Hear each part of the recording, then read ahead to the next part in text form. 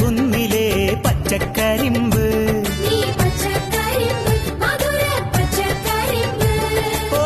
ഈ കരിമ്പിന് മധുരമില്ലാത്ത കാലത്തായിരുന്നു നമ്മൾ എന്ത് ചെയ്തേനെ അല്ലേ? കരിമ്പിന് മധുരമില്ലാതിരിക്കുമോ?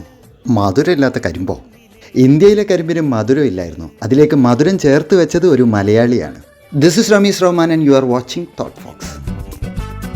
1977 പത്മശ്രീ ലഭിച്ച ആദ്യകാല ലേഡി സയൻറ്റിസ്റ്റുമാരിൽ പ്രമുഖയാണ് ഇടവലത്ത് കക്കട്ട് ജാനകി അമ്മാൾ എന്ന ഡോക്ടർ E.K. ജാനകി അമ്മാൾ. സ്ത്രീകൾ ഹൈസ്കൂൾ ലെവൽ പോലും എത്താതിരിക്കുന്ന കാലത്താണ് 1931 അവർ ബോട്ടണിയിൽ ഡോക്ടറേറ്റ് എടുക്കുന്നത്, അതും അമേരിക്കയിലെ മിഷിഗൻ യൂണിവേഴ്സിറ്റിയിൽ നിന്നും.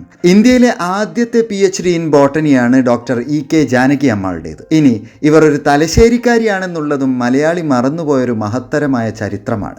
ഇനി കരിമ്പിന് മധുരം കൊടുത്ത കഥ. മദ്രാസിൽ വിമൻസ് ക്രിസ്ത്യൻ കോളേജിലും ട്രിവാൻഡ്രം മഹാരാജാസ് കോളേജ് ഓഫ് സയൻസിലും ബോട്ടണി പ്രൊഫസറായിരുന്ന ജാനകി അമ്മാൾ ഒരു സൈറ്റോജെനറ്റിക്സ് എക്സ്പേർട്ട് ആയിരുന്നു. ക്രോമോസോമുകളെയും ഇൻഹെറിറ്റൻസിനെയും കുറിച്ചുള്ള പഠനശാഖയാണ് സൈറ്റോജെനറ്റിക്സ്. ഇന്ത്യയിലെ കരിമ്പിന് മധുരവും ഗുണനിലവാരവും നന്നേ കുറവായതിനാൽ സൗത്ത് ഈസ്റ്റ് ഏഷ്യയിൽ നിന്നും വലിയ തോതിൽ ഇന്ത്യ കരിമ്പ് ഇറക്കുമതി ചെയ്തിരുന്ന കാലഘട്ടത്തിലാണ് കോയമ്പത്തൂരുള്ള ഷുഗർ കെയിൻ ബ്രീഡിംഗ് സ്റ്റേഷനിൽ ഡോക്ടർ ജാനകി അമ്മാൾ ജോയിൻ ചെയ്യുന്നത്. ക്രോസ് ബ്രീഡിങ്ങിലൂടെ ഇന്ത്യൻ കാലാവസ്ഥയ്ക്ക് അനുയോജ്യമായ high yielding hybrid variety sugar cane പിറന്നത് ജാനകി അമ്മാളുടെ പരീക്ഷണത്തിലൂടെയാണ്. മധുരമേറിയ ഈ വിജയത്തിലൂടെ ഇന്ത്യ കരിമ്പിന്റെ ഇറക്കുമതി നിർത്തിയെന്ന് മാത്രമല്ല, ഇന്ന് ലോകത്ത് കരിമ്പിന്റെ കയറ്റുമതിയിൽ 2ാം സ്ഥാനത്ത് നിൽക്കുന്ന രാജ്യമായി മാറുകയും ചെയ്തു. എന്നിട്ട് നമ്മൾ എന്താ ചെയ്തേ?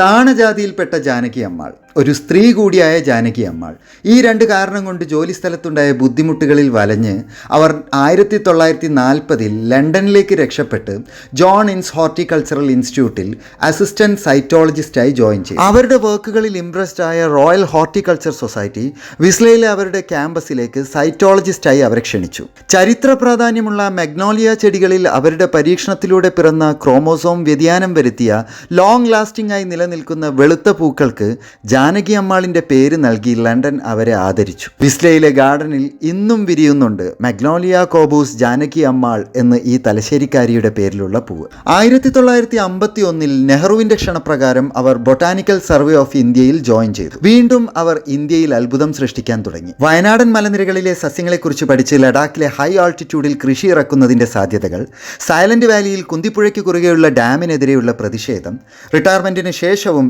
എമറിറ്റസ് സയൻറ്റിസ്റ്റായി മദ്രാസ് യൂണിവേഴ്സിറ്റിയിൽ അവർ നടത്തിയ സംഭാവനകൾ, എന്തിന് 87ാമത്തെ വയസ്സിൽ മരണമടയുമ്പോഴും മദ്രാസിലെ മധുരവോയലിലെ അവരുടെ റിസർച്ച് ലാബിൽ ജോലിയിലായിരുന്നു ജാനകി അമ്മാൾ. 1977 രാജ്യം അവരെ പത്മശ്രീ നൽകി ആദരിക്കുന്നത്. 2000 നാഷണൽ ടാക്സോണമി അവാർഡ് അവരുടെ പേരിലാക്കി. 25,000-ലധികം സ്പീഷീസുള്ള ജമ്മു താവിയിൽ ഒരു ഹെർബേരിയം അവരുടെ പേരിലാണ് അറിയപ്പെടുന്നത്. വികസ്വര രാജ്യങ്ങളിൽ നിന്നുള്ള PG സ്റ്റുഡൻസിനായി ലണ്ടനിലെ ജോൺ ഇൻസ് സെൻറ്റർ ലോഞ്ച് ചെയ്ത സ്കോളർഷിപ്പും ജാനകി അമ്മാളുടെ പേരിലാണ്.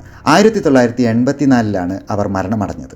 ഉയർന്ന വിലയ്ക്ക് കരിമ്പ് ഇറക്കുമതി ചെയ്തിരുന്ന നമ്മുടെ രാജ്യത്ത് കരിമ്പിന് മധുരം വരുത്തി കയറ്റുമതിയിൽ 2ാമത്തെ വലിയ രാജ്യമാക്കി നമ്മുടെ സമ്പദ് വ്യവസ്ഥയെ തന്നെ മാറ്റിമറിച്ച അധികം കൊട്ടിഘോഷിക്കപ്പെടാത്ത ഒരു സയൻറ്റിസ്റ്റ്. ഇന്ത്യയിലെ കരിമ്പ് കർഷകരുടെ ശർക്കരയും പഞ്ചസാരയും ബ്രൗൺ ഷുഗറും ജ്യൂസും സിറപ്പും ഉപയോഗിക്കുമ്പോൾ അതിലേക്ക് മധുരം ചേർത്ത് വെച്ച ഈ മഹതിയെ ഓർക്കുക. തലശ്ശേരിക്കാരി doctor E.K. Janaki Ammal. And you heard it on Thought Fox by Ramees.